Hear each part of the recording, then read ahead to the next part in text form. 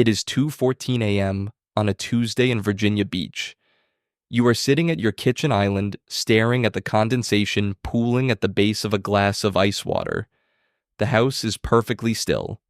Upstairs, your wife and 5-year-old daughter are deeply asleep. You have been back from your last deployment for exactly 12 days. You are trying to remember how to exist in this quiet, how to care about property taxes and neighborhood association meetings without feeling a hollow, creeping detachment. You are trying to be a normal man in a normal world.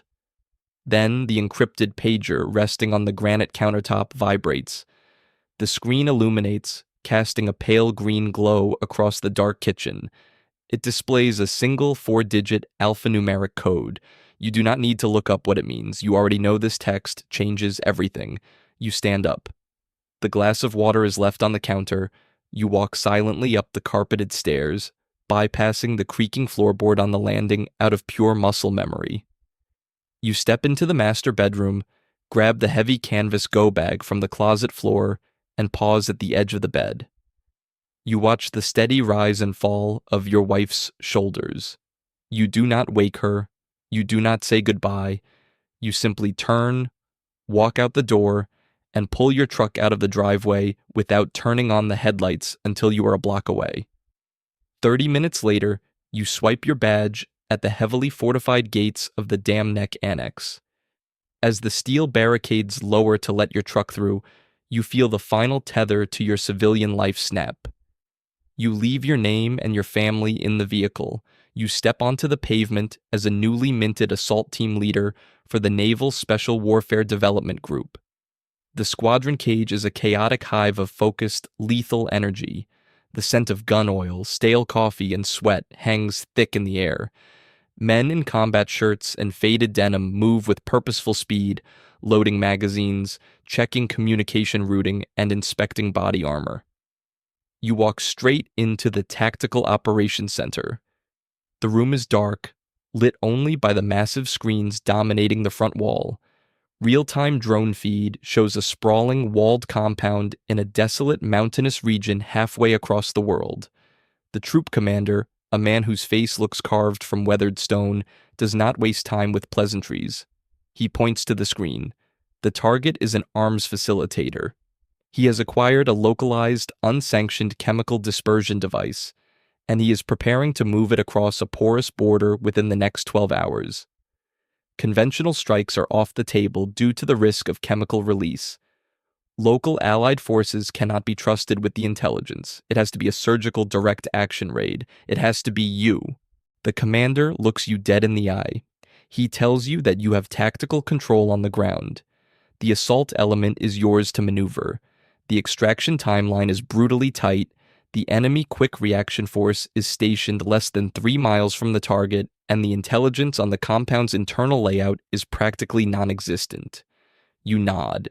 You simply ask for the infill coordinates and the weather conditions at the objective. You walk to your locker. The transition from man to weapon begins with the gear. You strap on the plate carrier, feeling the familiar heavy embrace of the ceramic armor. You load 30-round magazines of 5.56 into your chest rig. You check the battery on your radio, cycle the bolt on your suppressed HK-416, and secure your sidearm in its drop leg holster. Every click, every snap of Velcro is a ritual that pushes the image of your sleeping family further away, replacing it with the cold, geometric reality of close-quarters combat. You step onto the tarmac, where the C-17 Globemaster waits to swallow you and your team whole. The flight to the forward staging base is a blur of noise and vibration. You sleep because you know you must, leaning against the cold fuselage, your weapon resting across your knees. When you transition to the MH-60 Stealth Blackhawks for the final infiltration, the atmosphere shifts. The men in the back of the helicopter with you are silent. These are Tier 1 operators, men who have survived the most grueling selection process on Earth. They are looking to you. You are their team leader. The realization settles onto your shoulders like a physical weight. If you miscalculate an entry angle, if you misidentify a threat, if you hesitate for a fraction of a second, One of these men goes home in a flag-draped transfer case. The helicopter drops low, skimming the jagged peaks of the mountain range to evade radar. The crew chief signals 1 minute to the drop. You reach up and pull down your panoramic night vision goggles. The world instantly transforms into a hyper-crisp, green and white phosphor landscape. You flick the selector switch on your rifle off safe. The helicopter flares hard, the rotors screaming as it hovers a foot above the dust. You step off the skid and into the night. The cold air bites at any exposed skin. The helicopters bank away, disappearing into the darkness, taking the deafening roar with them. Total silence crashes down over the valley. You hold up a clenched fist. The 6 men behind you freeze. You are 300 meters from the compound walls. You check your wrist-mounted GPS. You signal for a staggered column formation. The approach begins. Every step is calculated. You scan the ridgelines, your infrared laser cutting an invisible line through the darkness. The drone feed in your earpiece confirms no movement in the courtyard, but the thermal imaging shows heat blooms inside the primary structure. You reach the outer wall. Your lead breacher, a quiet heavyweight from Texas, steps up with the bolt cutters. The heavy chain on the iron gate snaps with a dull, metallic thud. You push the gate open, pieing the angle, scanning the courtyard. Clear. You flow toward the primary structure, sticking to the shadows, your boots making zero sound on the hard-packed earth. The team stacks up outside the heavy wooden door of the main house. You are in the number 1 position. The fatal funnel is directly in front of you. You give the breacher the nod. He sets a strip of explosive breaching tape along the hinges. You turn your head away and open your mouth to equalize the pressure. The charge detonates. The overpressure wave punches you in the chest. Before the splintered wood hits the floor, you are already moving inside. The silence is gone, replaced by the chaotic, claustrophobic violence of close-quarters battle. The air is thick with dust and the acrid smell of burnt C4. You clear the first room, your muzzle tracking the corners. Empty, you move to the hallway. A door on the right swings open. A man in loose clothing steps out, raising an AK-47 blindly in the dark. He does not have night vision. He is blind. You place your IR laser on the center of his chest and squeeze the trigger twice. The suppressed rifle coughs. The man drops instantly, the heavy rifle clattering onto the stone floor. You step over his body without looking down, your eyes already scanning the next threshold. You realize how clinically you just ended a human life. You feel nothing, and that lack of feeling terrifies a small buried part of your mind. But you push it down. You cannot afford to be human right now. The stack moves through the house like water around rocks, clearing rooms with ruthless efficiency. Then, you reach the heavy steel door at the end of the hallway. The HVT's reinforced safe room. The breacher applies a heavier charge. The detonation shakes dust from the ceiling. You kick the mangled door inward and flood the room. It is a large office, cluttered with servers and paperwork. In the far corner, behind a heavy mahogany desk, is the target, but the tactical situation has just devolved. The HVT has one arm wrapped tightly around the throat of a young woman. His other hand holds a Makarov pistol pressed hard against her temple. She is sobbing silently, her eyes wide with sheer terror. The distance is exactly 7 meters. The men in your stack fan out, holding their fire, waiting for your command. This is the exact moment the burden of your role crushes down on you. If you take the shot, you risk hitting the hostage. If you hesitate, he kills her and escapes. Your laser dances on the bridge of the target's nose. Only a fraction of his face is visible behind the woman's head. It is a shot with zero margin for error. He is making his choice. You make yours. You exhale half a breath, pause, and squeeze the trigger. The recoil bumps against your shoulder. The terminal ballistics of the 5.56 round are instantaneous and devastating. The target's head snaps backward. His grip on the woman vanishes as his central nervous system shuts down permanently. He crumples to the floor. The woman screams, a piercing, hysterical sound, clutching her ears. You do not lower your weapon. You scan the dead man's hands. No dead man switch. No grenades. You call it over the radio. Jackpot, target secure. The team swarms the room, pulling hard drives from the servers and snatching encrypted phones from the desk. A medic checks the woman, securing her hands with zip ties purely for her own safety in the chaos, guiding her toward the corner. You look at the body on the floor. You made the call. You took the risk. The power to execute that judgment is intoxicating, but the margin of survival leaves a metallic taste in your mouth. You survived your decision by millimeters. Suddenly, the radio crackles in your earpiece. The voice of the drone operator circling 20,000 feet above is tight with urgency. Assault 1. ISR detects multiple armed vehicles converging on your position from the east. Estimated time of arrival is 2 mics. You have a heavy QRF bearing down on you. 2 minutes. You look at your extraction timer.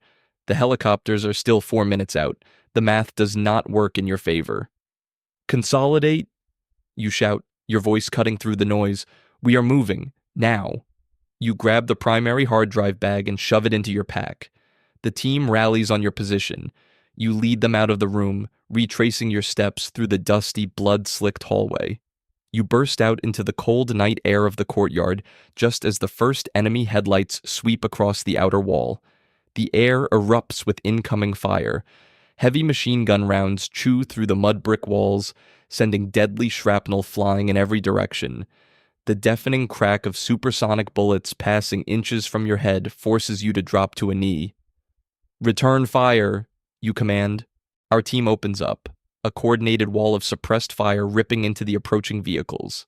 But the enemy has a DSHK heavy machine gun mounted in the bed of a pickup truck. It is chewing your cover to pieces. You need air support, but the helicopters are unarmed transports. You key your radio. Havoc, this is Assault 1. Troops in contact, heavy automatic fire. We need immediate suppression on the eastern road. Assault 1, Havoc is on station.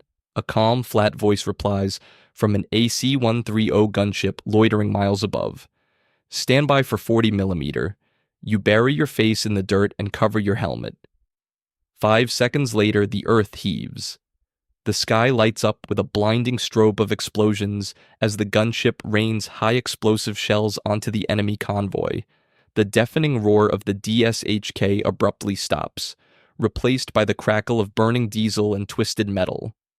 Good hits, Havoc. You breathe into the mic, tasting dust. Helos inbound, Assault 1. Mark your LZ. You pull an infrared strobe from your pouch and hurl it into the center of the courtyard. The birds flare and fast. You grab the shoulder strap of the man next to you and pull him toward the aircraft. The team moves in a tight, protective wedge. You stand by the open door of the helicopter, counting every man as they dive onto the metal floor.